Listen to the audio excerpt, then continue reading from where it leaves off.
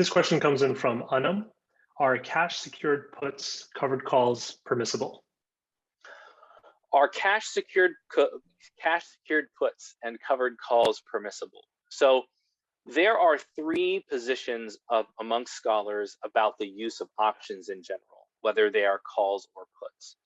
I would say, on one far end of the spectrum, they are of the opinion that no form of option is permissible, whether it is a call or a put. The other, the kind of intermediate position is that if you own if you own a stock, if you own shares in a company and you'd like to sell calls on those shares, that would be permissible as you're selling an option on something that you own.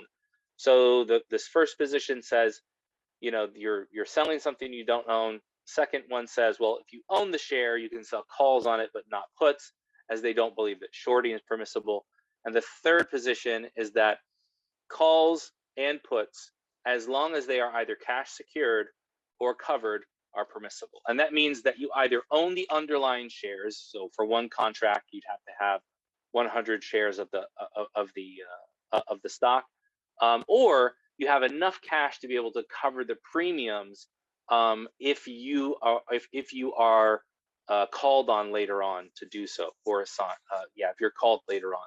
So I personally subscribe to this third opinion, that calls and puts are not assets, they are rights that are being bought and sold, and it is permissible to do so as long as you have the ability to either deliver on what you have contracted for, or you can cover the premiums by paying someone else to do the like thereof.